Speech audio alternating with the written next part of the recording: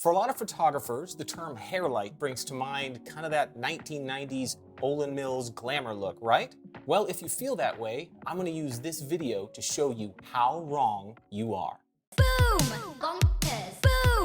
Bonkers! Hair lighting is one of my favorite separation techniques. Photography is such a two-dimensional medium that I really believe that separation light a lot of times is the difference between good and great photography. There's always a time to use it and not to use it. But to shy away from hair light just because, I think, is a bad idea, because there are some circumstances where it really makes images shine. So what I'm going to do is I'm going to show you how I use it. I'm going to break it down kind of light by light and make a case for using hair light in your images. Now, if you want to know what gear I'm using, the link to pretty much everything I'm going to be using is going to be in the description of this video. And also, don't forget to check out Caleb from Spectacle and the amazing Maud Turner, who's our model today. And let's get started. I'm going to sit while I do this. If I said okay, all right, let's sit. All right, I'm going to start out by showing you how not to do it. So when most people think of shooting with a hair light, we're going to jack this way up. Boop. You're going to think of something like this. Okay, super telenovela action here. Chin up just a little bit. All right, boom.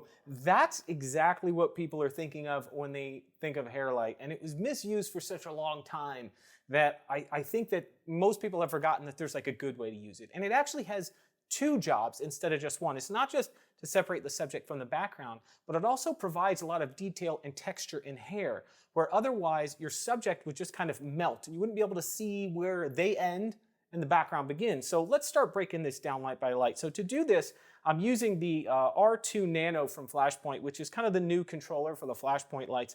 It's about the size of an Apple Watch and functions pretty much in the same way, and you can easily just drop lights in and out and change the power on everything without, I bought two. That's how much I like it.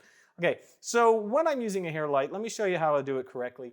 Typically what I'll do is I will measure the light, my main light, and that will be at 2 stops above the hair light. So for example, in this case, my main light I want to shoot at f5.6, and so I'm going to meter that hair light until it's 2 stops below the main light. That's f2.8. That's a 2-stop difference. Now, I consider that a starting place, and a lot of that's going to change depending on the hair color of the subject and the key of the image. But even if you can barely see that it's there, I want it to be there, and let me show you why. So here's what the image will look like with both of these lights firing. Okay, Maud, straight on, straight back, and then chin forward to me a little bit, like that. Turn your head a millimeter this way, right there, perfect. Okay, thank you. And chin up just a tiny bit right there. Boom. Okay, so to me, that's how I would use a hair light, but you can barely tell that it's there. But I'm just going to use this trigger to just quickly drop out the main light so you can see what the hair light's doing all by itself.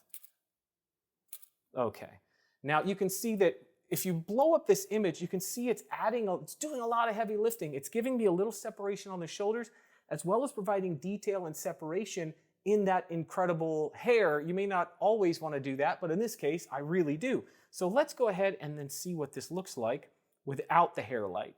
And I think what you're going to see, my guess is that you're going to see her shoulders and the background having real trouble telling which is where. And maybe that's your intention, but that's kind of not how I like to do this. So let's take a shot this way so we can kind of see. Boom. So you're going to lose a lot of detail in the hair, and you're going to lose that separation on the tops of the shoulders. And now we're going to add that light back in, and it's going to give the image dimension. We're working in this two-dimensional medium that is photography. I'm going to up this just a little bit so you can see it more. And we're trying to make things seem more three-dimensional, and that's my goal. It's kind of a barely there hair light. All right, Maud, I want you to turn this way just a little bit and then bring your chin back to your left shoulder. Keep going, and then forward to me. Tilt your head this way a tiny bit, and then up. Good.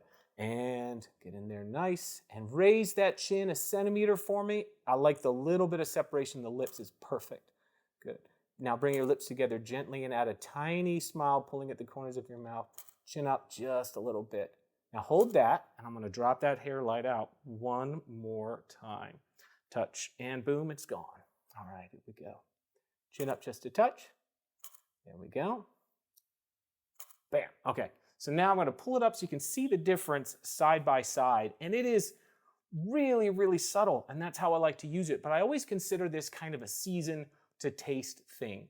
So whatever you think you like the best, it's okay to do it. But I always like it to be there, and I can always cut it off if I need it. But if I'm in a situation where I want to get a wraparound light around the subject's shoulders, top of their head, the others, and down the arm, the hair light, you can do a whole edge light around a person with just one light.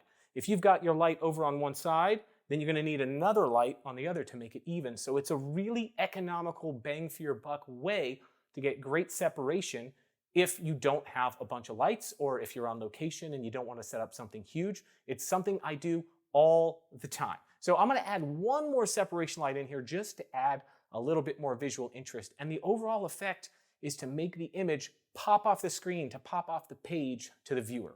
So I'm just going to take this little Flashpoint Explore 100 Pro, and I'm just going to add a little spot on the background. So this at a very low power setting, and this and the little bit of the hair light is going to give me a really, really nice depth in the image. And the cool part is if you want to change up what the image looks like, you can just easily flip these lights on and off using that R2 trigger. All right, let's take a look. So now I'm just going to quickly add the light back in and give that a quick test and adjust the power. We're going to get some close-ups of this so you can kind of see what it's doing. But very easily add that last final separation light in there. Boom. Okay. And a little tiny bit more. And I don't have a formula for how I like the backlight to go. I just sort of season that to taste as well. Ah, that's what I'm talking about. All right. Give me dead straight on. Give me that power shot. Point your knees right at me. Good. Chin forward and down a little bit. There we go. And then straight back, loose shoulders. Give the lapel a tug so it's this side is a little loose on your neck. Here we go. All right. Here we go. And I want you to breathe slow out through your mouth. Let your lips separate just a little and raise your chin a tiny bit. Right there. Boom. All right. Now I'm going to break these lights down backwards. That's all three. I'm going to take out the spot that's hitting the background. And now I'm going to take out the hair light. There we go. And that's without. And it's really easy to add those back in. So here's again what the hair light is doing. Good. And here's what the background light is doing. Oh, that's the wrong one. Easy to fix with the push of a button or the push of a touchscreen. There you go. Just a little bit of separation there. And again, here's all three. All right. Up straight, chin forward. Boom. Now I want you to bring your chin and your shoulder this way. Yeah, bring around. Yep, that's it. That's the spot. Thank you. And then chin up just a little, Mod, if you would. Nice.